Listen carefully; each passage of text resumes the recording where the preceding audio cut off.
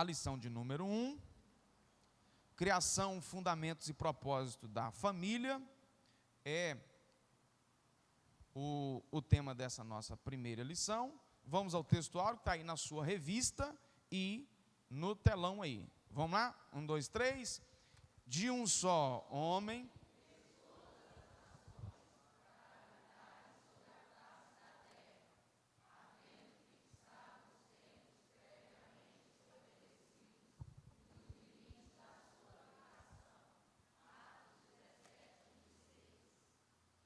Muito bem.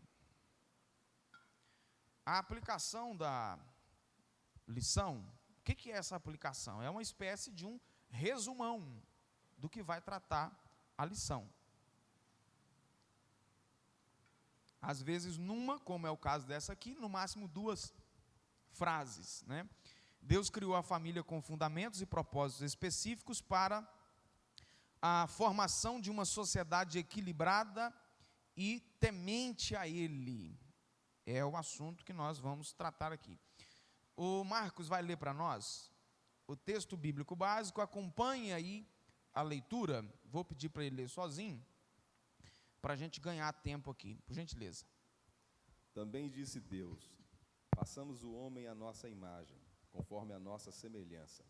Tenha ele domínio sobre os peixes do mar, sobre as aves dos céus, sobre os animais domésticos, sobre toda a terra e sobre todos os répteis que rastejam pela terra.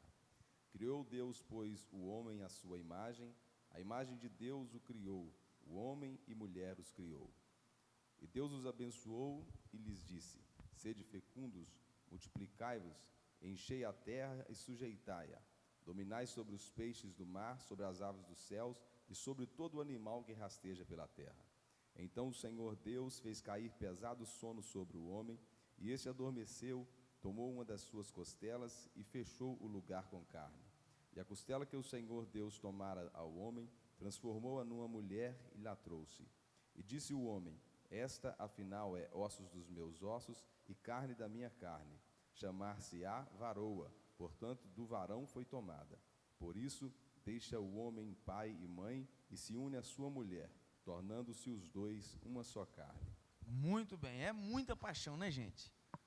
Depois de ter dormido, ou seja, a linguagem aqui de ter dormido é anestesia, aquela cirurgia no lado, acorda, essa é osso dos meus ossos. É paixão demais da conta, não tem outra explicação. Romântico demais, né? É isso aí. As metas a serem alcançadas, uai, o que é isso aí? As metas a serem alcançadas em cada tópico da lição, está aí na sua revista e na tela também. Destacar que Deus criou a família com o propósito de multiplicar a raça humana. Depois afirmar que a família é uma instituição divina e deve estar ajustada nos planos do seu Criador. E por fim compreender que é o papel da família gerar pessoas equilibradas para uma sociedade saudável. Então, cada uma meta dessa aí a ser atingida em cada tópico da nossa lição. Na palavra introdutória, a palavra família e sua definição é um dos temas mais pesquisados atualmente. Com o facilitado acesso à informação através da internet, a busca e a divulgação de ideias saíram das páginas das enciclopédias e chegaram às mãos de todos.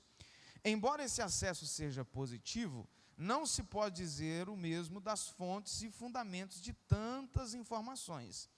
Entre a avalanche de novos conceitos, o de família é um dos mais impactados. Disso resultam perguntas como: qual o significado original de família? O que pode e quem tem autoridade de definir este conceito?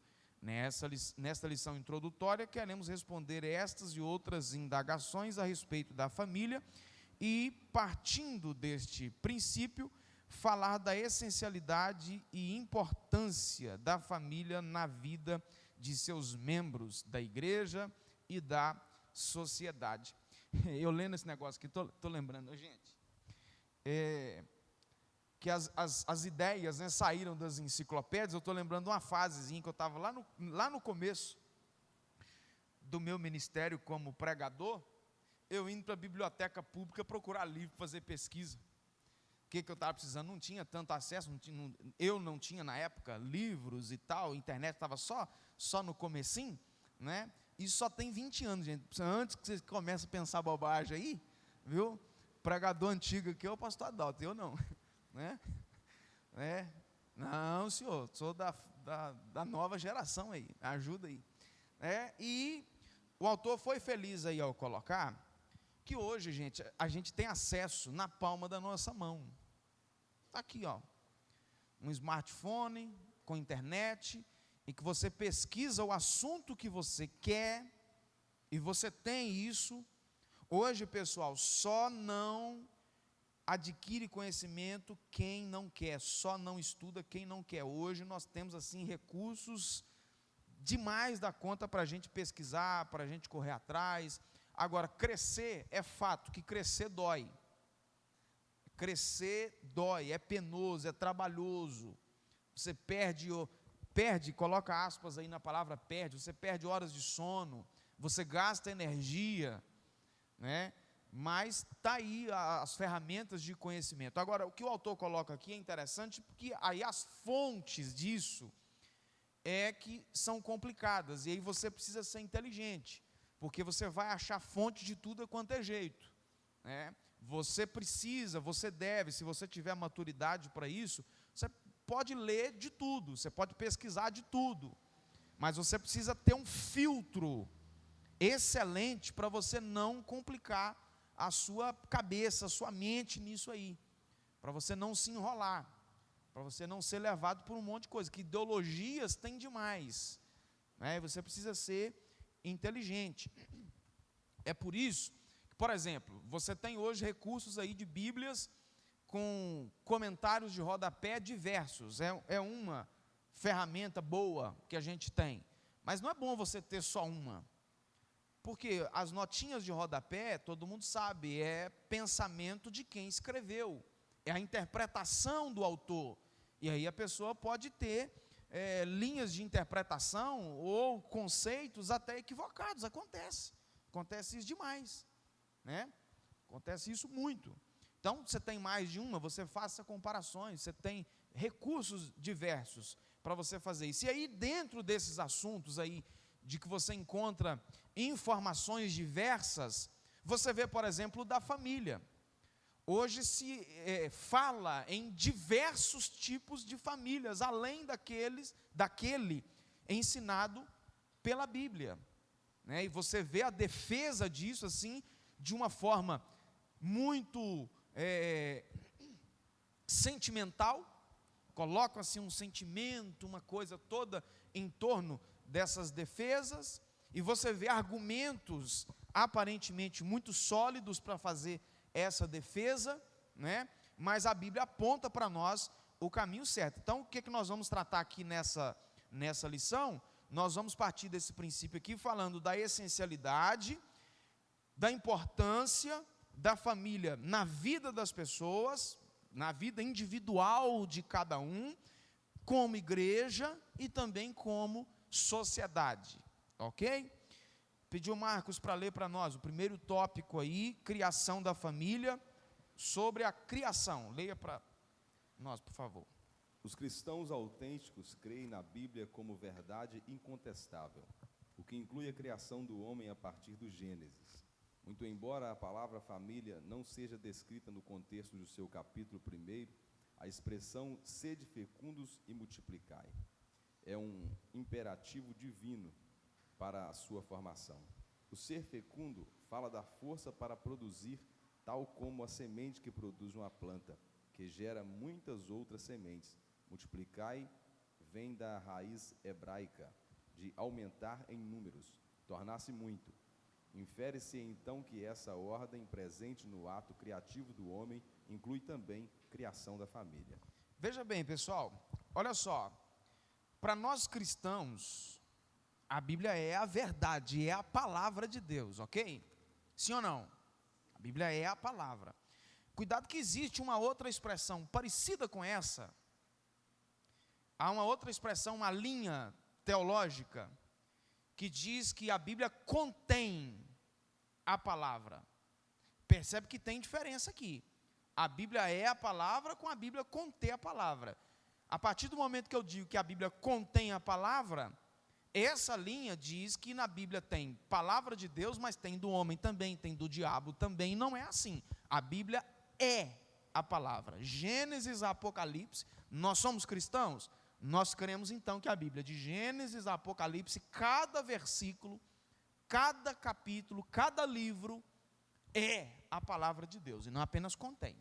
Aí, uma outra coisa aqui que eu chamo a sua atenção, a Bíblia, ela é a palavra incontestável de Deus, e inclui a criação, a partir do Gênesis. Como que Deus fez a criação? O que aconteceu na criação? Você sabe, vou chover no molhado aqui, está aí no capítulo 1 do Gênesis. Até a criação do homem, Deus construiu tudo pela sua palavra. Deus foi falando e as coisas foram acontecendo, é ou não é? Deus foi dando ordem e isso foi acontecendo, surgindo aquilo, surgindo outro, e surgindo cada coisa da criação. Na criação do homem, o texto diz que Deus pegou então barro da terra que ele já tinha construído, da terra que ele já tinha feito pela sua palavra. Deus pega então do barro e ele molda então o homem, ou que seria o homem a partir do seu sopro. Esse foi o processo então da criação. A mulher, nós lemos aqui, a partir do homem, Deus então arranca um pedaço do homem e faz a mulher. Esse foi o processo da criação. Por que eu estou dizendo isso? Quando você vai para a escola, e o próprio Darwin, ele negou isso depois, irmãos, olha o que é uma semente maligna. Ele lança a teoria da evolução, depois ele mesmo tira, ele fala que estava equivocado, naqueles delírios de cientistas, só que a praga já tinha sido semeada, e mesmo ele revogando a palavra dele, os estudos nas escolas estão aí para falar a respeito do evolucionismo. Por que eu estou dando essa volta? É porque é o seguinte, existem já, pasme os senhores, um segmento cristão que adotou a teoria de que Deus é o Criador, mas através da evolução. Olha para você ver que bobagem. Mas a Bíblia não fala isso. A Bíblia fala diferente. A Bíblia não fala de um acidente que aconteceu na evolução dos átomos e por aí vai, que é uma teologia tudo maluca. Não. A Bíblia fala que pela palavra, Deus foi dando ordem. Isso foi acontecendo. Não fala em explosão. Então é preciso cuidado com isso. Já existe. Se você ainda não viu, já existe essa linha aí de cristãos evolucionistas. É uma bobagem, né? A expressão família, como bem colocado aí, não está no texto lá do Gênesis, mas fica implícita aí o seu conceito, quando Deus deu ordem então para que multiplicassem, sede fecundos e multipliquem. Multiplicar vem da raiz, aumentar número, só que não precisa você fazer isso sozinho não, viu gente? É todo mundo no coletivo, certo? A gente falava isso mais agraciado essa semana, tem gente que acha que a ordem foi só para ele, sozinho, né? E tem lá 15 meninos, não é isso não. A minha mãe, por exemplo, tem 13 ou 14 irmãs, não sei. Só tem 2 homens no meio dessa turma toda, você imagina, meu Deus. Então está aí, a origem da família, a criação, com um propósito inicial de crescer e multiplicar, ok? Dentro desse assunto até aqui para nós. No segundo subtópico, a formação da família de Adão. A queda do homem e suas duras consequências não significou que a raça humana deveria deixar de existir. Adão e Eva adaptaram-se à vida fora dos limites do Éden e estabeleceram uma família como Deus lhes ordenara. Salta essa frasezinha aí, numa rotina, acha aí. Numa rotina de dieta saudável, provavelmente vegetariana, a longevidade era comum e a saúde favorecia a fecundidade da raça humana, formando assim famílias numerosas que cumpriam o propósito divino de que a terra fosse povoada pelo homem. Então, duas coisas aqui que eu divido nesse subtópico. O primeiro é que a queda, Deus tinha razão, a partir da queda, para exterminar a raça humana. Tinha. Se ele quisesse fazer isso, ele poderia ter feito. Deus tinha razão para deixar o homem à parte, como ele acabou fazendo com Lúcifer, ou então Lúcifer, né, transformado em diabo e os seus anjos, e fazer uma nova criatura, mas não era esse o propósito de Deus. Desde lá do começo, Deus fez o homem à sua imagem e à sua semelhança, coisa que ele não fez quando criou os anjos.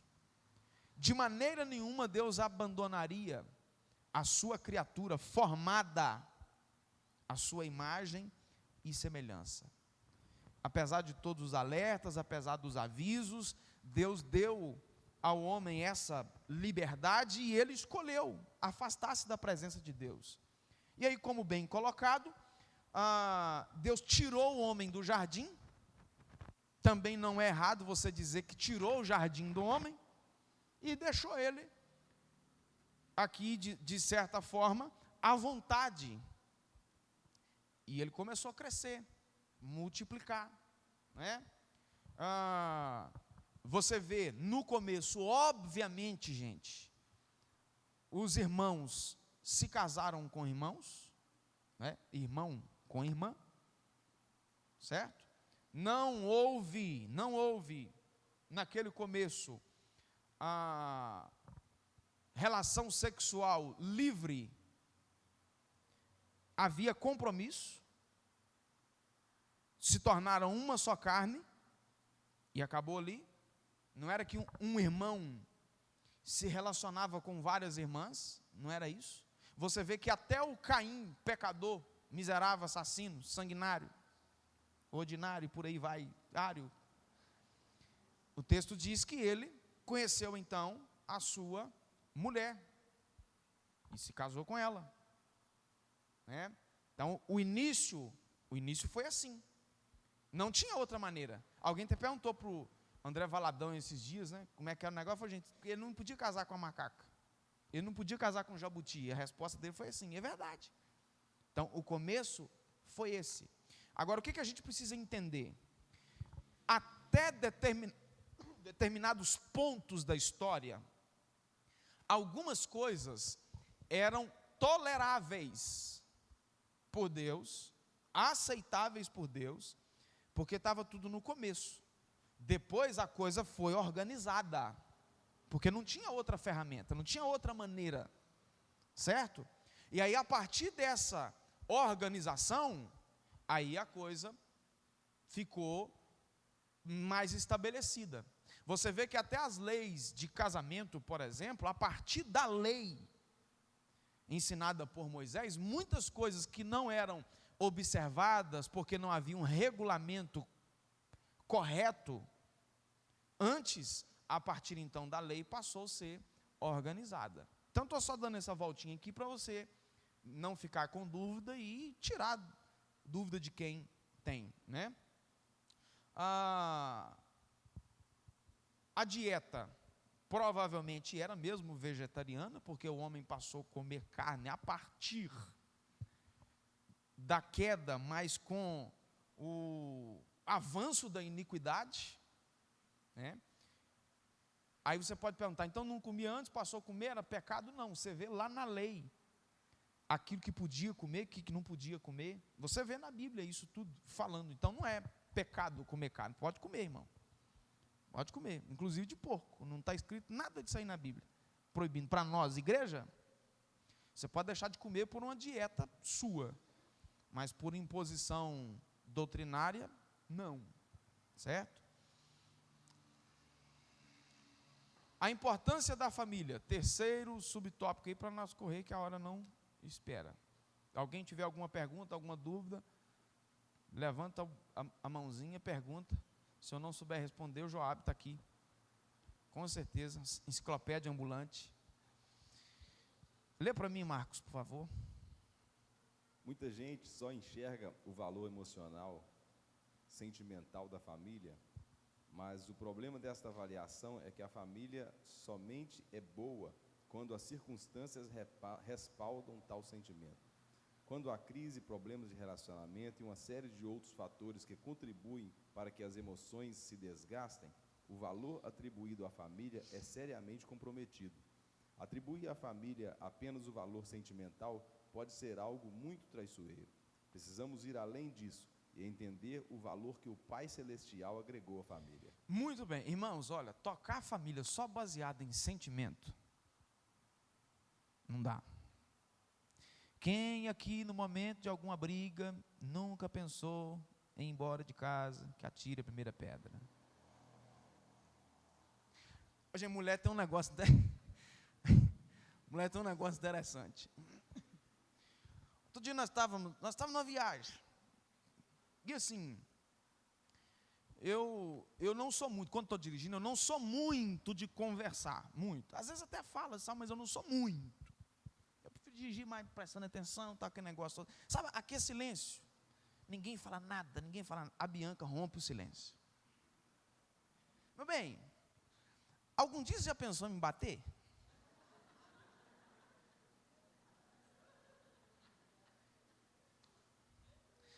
Falei com ela, não. Mas matar já.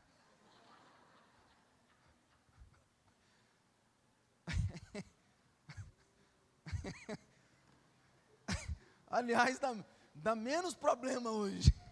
Meu Deus do céu, cadê as perguntas, gente? Sangue de Jesus. Hein, Juninho? Então, assim, não dá, gente, para viver a família pensando só em situação de momento. Porque tem a hora que a gente passa raiva. Passa. Tem hora que a gente faz raiva também. A gente não vai admitir isso assim, né? Mas a gente faz raiva também, passa raiva. Então, quando está bem, não, é o seu porto seguro, é o paraíso, não sei o quê. Mas quando faz aquela raivinha, então não dá para você viver a vida familiar assim, gente. A família, ela tem para nós um valor muito mais do que simplesmente sentimental, emocional. Sentimental, emocional aqui, colocando essas duas palavrinhas juntas aqui, é uma situação perigosa. Você precisa enxergar a família muito mais do que isso. Ah, pastor, não pode ter sentimento? Tem que ter, gente. Não pode ter emoção? Tem que ter. Tem que ter. Eu não estou falando que você vai se tornar um robô, uma peça fria no negócio. Eu estou dizendo aqui, a proposta aqui do texto é que você não deve viver a vida familiar ou enxergar a família apenas por esse ponto de vista sentimental, porque isso muda demais, isso varia demais. Certo? A família é muito mais. Isso aqui vai ficar um pouquinho mais claro para nós, mais para frente aqui. Então, eu vou deixar para falar outros valores da família, quando chegar nesse ponto, para não ficar repetitivo e eu não atropelar. Então, o que nós precisamos guardar disso aqui, é que é o seguinte, você não pode olhar para a sua família apenas pela ótica do emocional. Né? Senão, dá ruim para você, ok? O que você precisa guardar desse tópico aí, a resenha do tópico, está na tela e na sua revista, é que Deus criou o homem e a mulher, formando a partir deles a primeira família com o objetivo de multiplicar a raça humana. Essa é a resenha desse tópico aqui. Uma fala do Dr. David, está na sua revista aí na tela, a criação da família atende o propósito divino de encerrar o ciclo solitário do homem, povoar a terra e dominá-la. Gente, eu não sei quanto tempo que foi que Deus demorou para fazer a mulher. Quantos dias, quanto tempo foi semanas, foi meses, não sei. Lá, a partir da mulher, estou dizendo assim numa figura de linguagem, mas deve ter ficado muito ruim para Adão olhar todo mundo lá com seus parezinhos, e ele olha, não tem ninguém do lado dele. Não é? Hein, Samuel? Não é um negócio esquisito? Não, peraí, vou fazer para ela. E aí o texto diz que viu Deus que isso era bom. Que bênção, né? O segundo tópico aí da sua revista, lê para nós, Marcos, por gentileza. Deus criou a família. A família como instituição divina. Deus criou a família. O Deus de Gênesis é apresentado como um ser com poder de criar. A criação não é apenas a materialização de algo, mas a edificação, o estabelecimento de um ponto de partida. Isso está muito claro nos demais atos criativos de Deus. Ele estabeleceu tardes e manhãs, porções secas e mares, as estações do ano. Estes são conceitos estabelecidos e permanentes. Assim como ele instituiu os elementos estruturais da terra, estabeleceu a família como estrutura, para a formação... Estrutura mater. Para a formação das sociedades humanas. Sem a família, nossa espécie teria sido extinta ainda em Adão. Isso aí. Então, a criação da família, ou aliás, a criação como um todo aqui, um ponto de partida. Porque a ideia de Deus não era encerrar a sua criação ali, gente. A ideia de Deus era um ponto de partida para chegar até o final, em um propósito. E eu não sei se você já observou, olha que coisa interessante, que eu ouvi isso outro dia, não lembro aonde mais.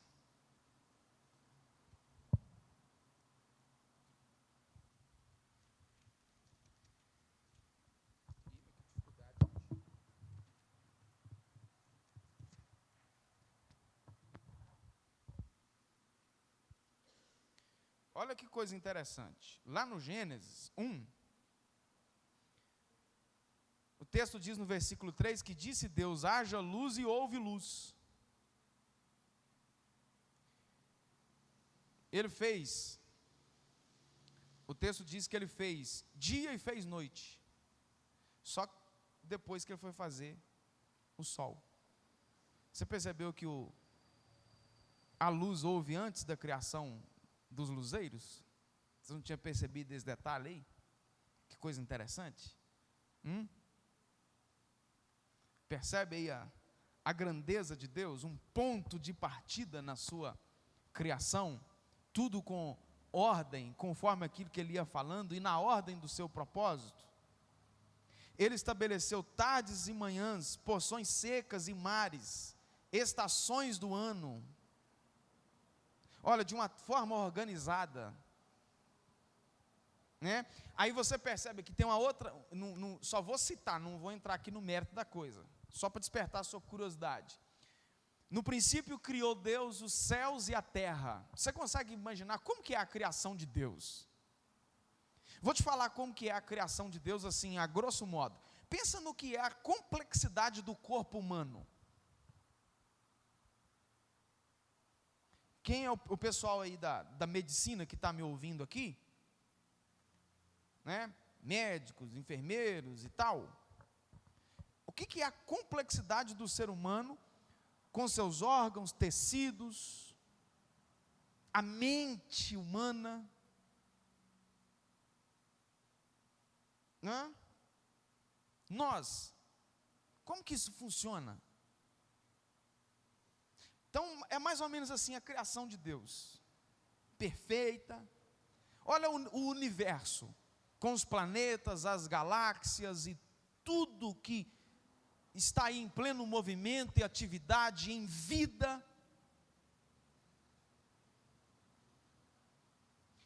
É assim que é a criação de Deus. No princípio criou Deus os céus e a terra.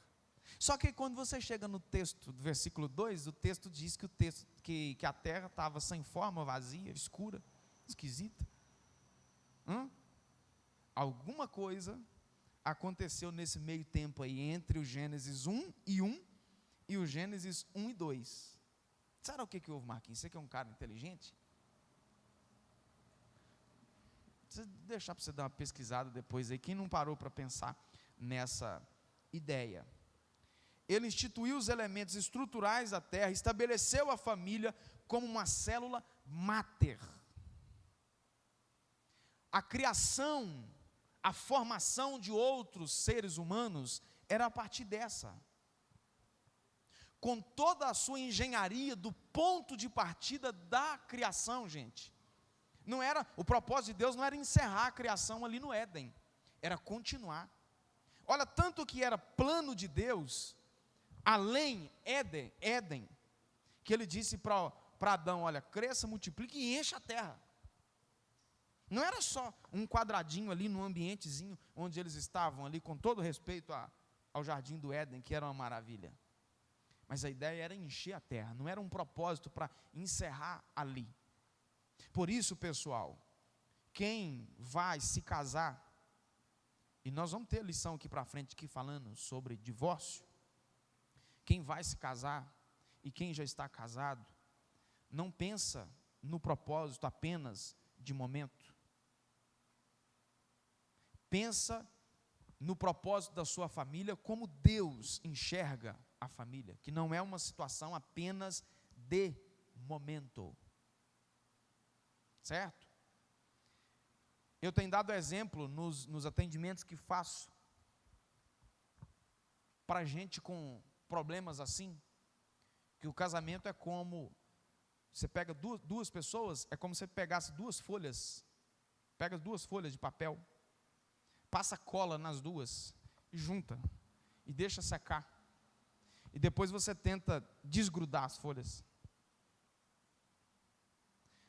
O divórcio é mais ou menos assim, quando você tenta desgrudar aquelas duas folhas, sai pedaço de tudo quanto é jeito, gente, mas não sai inteiro. Então nós precisamos pensar a família a partir desse propósito, a partir dessa visão, como algo duradouro. Eu sei que existem casos e casos, e aqui não é o mérito da questão, não é esse. Mas a gente precisa ter essa visão de propósito, certo? Vamos lá? Autoridade de Deus sobre a família. Inúmeros textos bíblicos falam da soberania de Deus sobre as obras criadas. Deus não apenas exerce o poder sobre tudo, mas é a fonte de todo o poder. Não existe reconhecimento parcial de autoridade. Ou alguém tem autoridade sobre nós ou não. Portanto, já que Deus é autoridade permanente sobre todas as obras criadas, também é sobre a família que instituiu.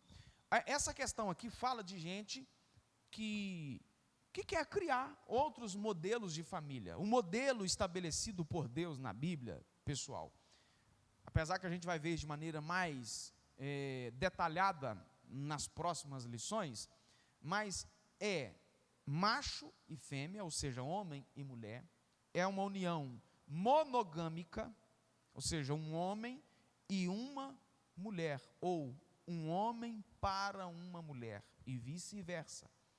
É o modelo heterossexual, esse é o modelo bíblico. Então, já que Deus é o Senhor, que Deus é aquele que tem autoridade sobre nós, e todas as coisas, é o Deus que nos dá a vida, é o Deus que nos sustenta, é o Deus criador da família, o modelo aprovado por Ele é aquele que Ele pré-estabeleceu.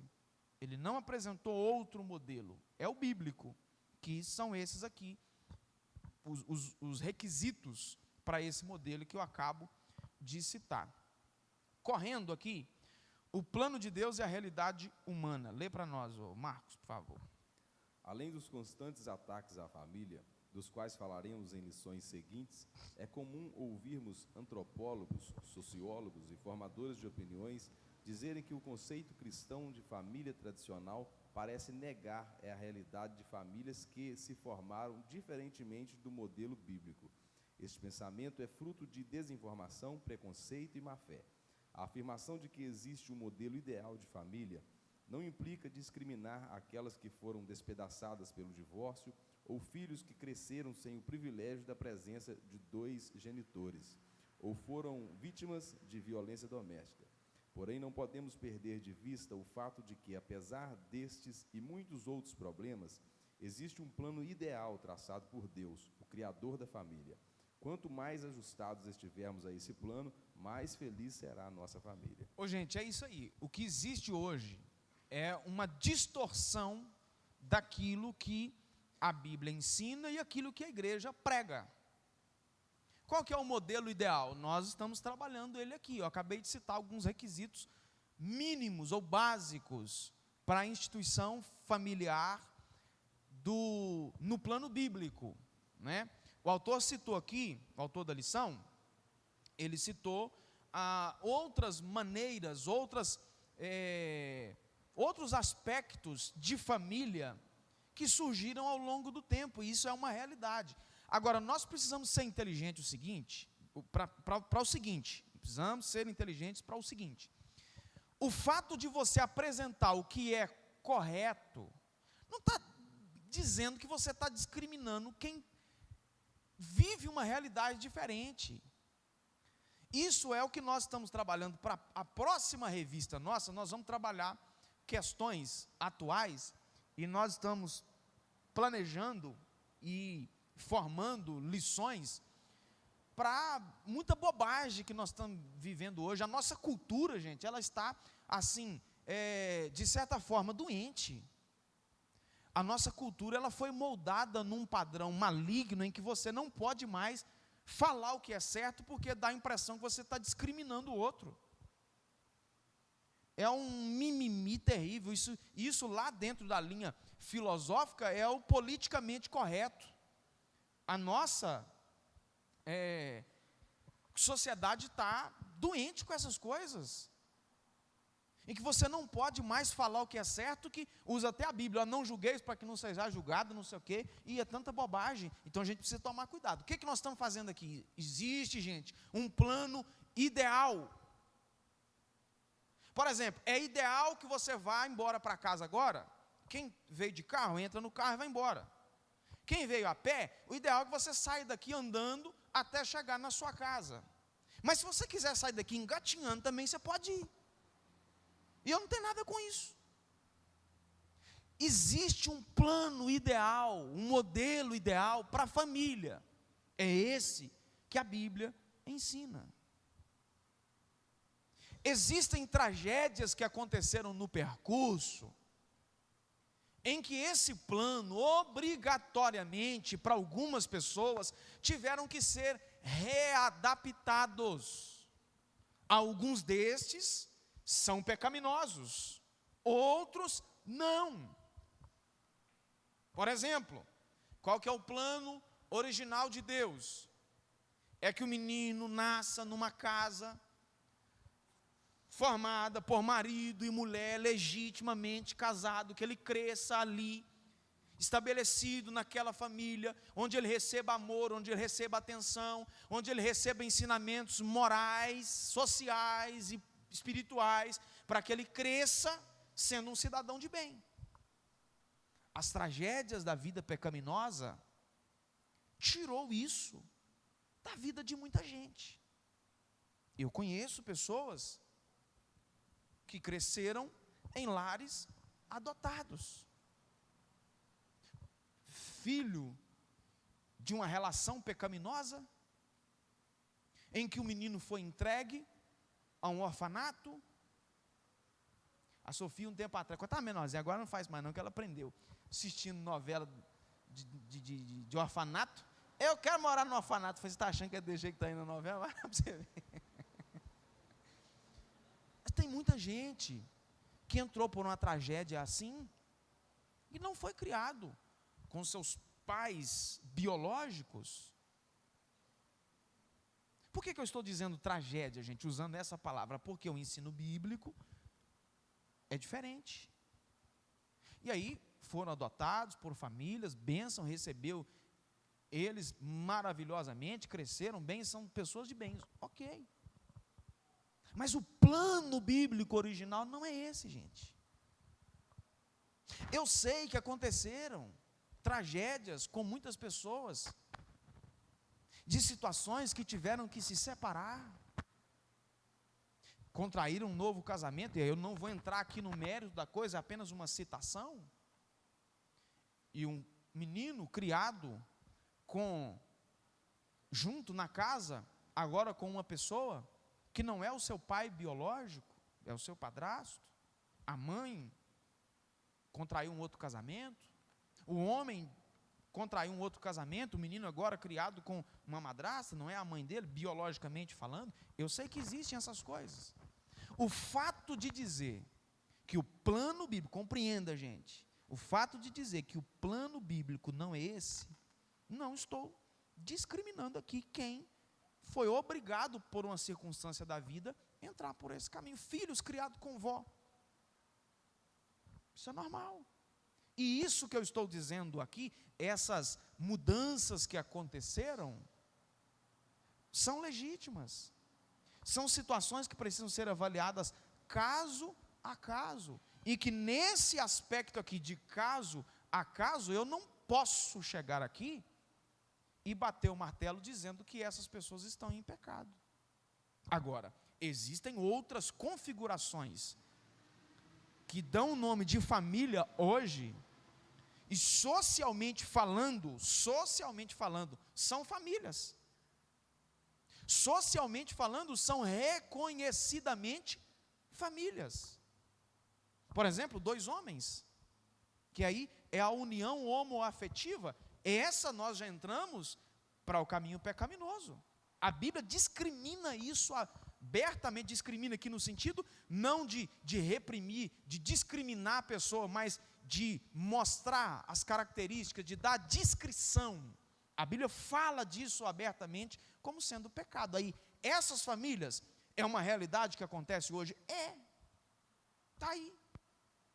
É muito mais fácil hoje, por exemplo, um casal de homossexual adotar uma criança do que um casal hétero.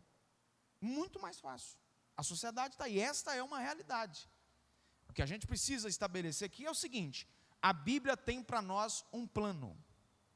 O plano é esse que nós estamos estudando aqui. Um homem para uma mulher, heterossexual, monogâmico, no casamento indissolúvel, até que a morte separe. Esse é o projeto de Deus. Existem outras adaptações que foram feitas e que não são pecados, ou não é pecado. Existem outras adaptações que foram feitas que são pecado. É isso que precisa ficar definido para nós. O fato de estabelecer isso aqui, gente, não quer dizer que eu estou discriminando.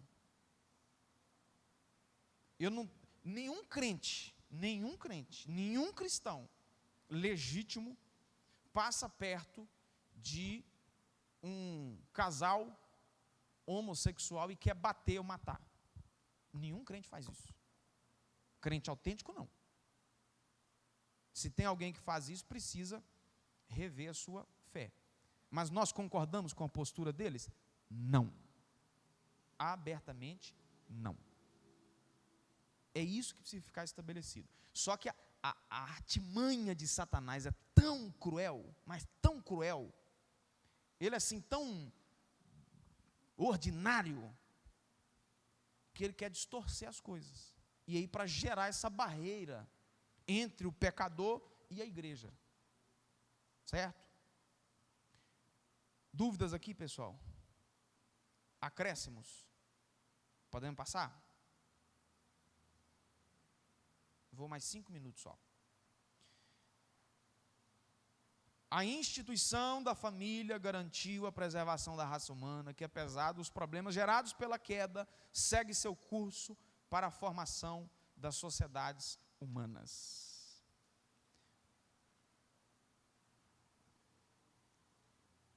Página 6. Criado para a comunhão e o companheirismo, o homem só poderia desfrutar inteiramente da vida se pudesse partilhar do amor, da confiança e da devoção no íntimo círculo do relacionamento familiar. O propósito da família, o terceiro e último tópico, vamos aí, primeiro subtópico, a procriação da espécie. Deus planejou a reprodução da raça humana para acontecer em um ambiente de amor e acolhimento, a fim de que cada indivíduo cresça num ambiente emocionalmente saudável e possa futuramente reproduzir isso, formando um círculo virtuoso de famílias bem estruturadas. Lembra que lá atrás, no finalzinho do tópico primeiro, falando sobre a questão sentimental da família, que a gente não pode olhar para a família apenas pela ótica sentimental e emocional, aqui está mais um aspecto que a gente precisa olhar para a família, como um ambiente de reprodução, onde o indivíduo é acolhido em amor, onde a pessoa vai receber instrução saudável, para que ele possa, quando crescer, contribuir para o crescimento de uma sociedade saudável. Irmãos, por que a família tem sido tão atacada? Não é de hoje, mas ultimamente isso lá vai, assim, apertando de uma forma dura. É porque é no ambiente familiar que a pessoa recebe a instrução de honestidade, muitas vezes familiar, espiritual, e cria-se todos esses paradigmas que nós falamos aqui. E aí, para que se estabeleça uma agenda maligna na terra, onde é que tem que atacar? Na base. A família é a base. O primeiro contato do indivíduo, quando vem a esse mundo, é com sua família. Normalmente é assim. Ele cresce ali nesse ambiente. Olha para você ver que bênção. A apresentação aqui do Abner, né? Olha que bênção, que maravilha. Então, ou seja, daqui a pouquinho esse menino está aí, andando, falando, é lá no ambiente familiar que ele vai receber todas essas instruções. Olha que bênção. A partir do momento que se deteriora esse fundamento, o cidadão fica à mercê de qualquer coisa que tem por aí de ruim. Então está aí, mais um princípio. Por que você vai olhar a família? Como um ambiente formador de um círculo virtuoso, ou seja, de virtudes, para uma sociedade bem estruturada. Gente, eu sou um camarada assim que eu tenho muita vergonha na cara mesmo, assim, daquela de homem, de vergonha na cara. E você sabe com quem que eu aprendi isso? Com meu pai. Com meu pai. Eu tenho outras coisas, mas você quer ver um negócio que é me tirar do mundo? Como diz o Ivan tinha mania de falar isso, eu prefiro ser arrebatado agora. Saudade do Ivan, viu, gente? Quem tem contato com o Ivânio, o contato dele, manda uma mensagem para o Ivânio. O Ivânio está precisando desse abraço. Se sobrar para bater um cobrador na porta da minha casa, eu, Salvador, eu prefiro ir para outro planeta. De onde que eu aprendi isso? Do meu pai. Mas é muita vergonha. E outras coisas mais. Muita vergonha. Né? É nesse ambiente familiar que a gente aprende essas coisas. E outras coisas, outras virtudes. Né? Subtópico 2, santidade da sexualidade. Deus criou os homens como seres sexuais. Dentro do propósito divino, a sexualidade é uma bênção, sendo pura e santa. A queda do homem e seu consequente afastamento de Deus e de seus propósitos encaminhou a sexualidade para uma trilha de completa impureza moral. Mas o propósito de Deus não pode ser frustrado. E o propósito de Deus não é esse. Irmãos, eu ainda acho, e aqui sem falar pejorativamente, eu acho que existe alguma coisa na questão da sexualidade humana que nós ainda não compreendemos. É uma arma, sim, poderosa na mão de Satanás. E é uma bênção grandiosa quando dentro do propósito de Deus. Por que eu estou dizendo que existe alguma coisa que talvez a gente não tenha compreendido ainda? Gente, isso virou assim, de uma certa forma, tão banal, que a sexualidade e a sensualidade, que está tudo envolvido dentro do mesmo pacote aí, tomou conta geral.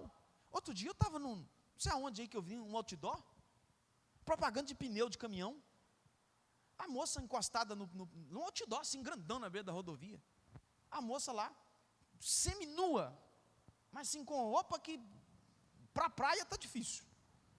Aliás, eu acho que crente não vai para a praia para usar esse tipo de roupa. Aqui sem querer, sabe, ser exagerado. Por que tem a ver, meu Deus do céu, pneu de caminhão com mulher nua? Rapaz, é a mulher que vai usar o pneu? Não é, a carreta, me ajuda. Então põe lá a foto da carreta, miserável. Mas não, é o marketing, é para chamar a atenção. Agora, isso é tão cruel, porque tem crentes que pensam assim, que Deus fez o ser humano, quando chega na hora de fazer o sexo, Deus mandou o diabo fazer. Não é não, irmãos. Não é. Existe dentro dos parâmetros bíblicos a ordem certa para a coisa acontecer. Heterossexual, no casamento. A Bíblia tem os limites onde se deve passar todas as coisas, e a questão da sexualidade é a mesma coisa. Ok, pessoal? Então, só citando aqui, não dá nem para aprofundar, até porque eu não sou especialista no assunto, mas só para citar isso. A grande questão é que o mundo hoje caminha para impureza, para caminhar para aquilo que é totalmente pecaminoso, e isto é uma grande arma para Satanás. Isso das mais diversas maneiras, né? Fora do casamento, de maneira heterossexual, de maneira abusiva.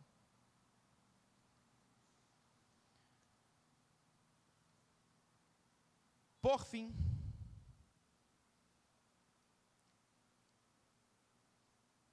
a resenha aí, muito mais que simplesmente reproduzir a espécie, a família tem um papel de tornar o indivíduo com senso moral equilibrado a fim de construir uma sociedade saudável. Tem uma fala do Luciano Subirá: precisamos compreender o propósito divino para a família, e entender o propósito de Deus nos ajudará a discernir o valor que Ele atribui à família. Que Deus em Cristo nos abençoe, e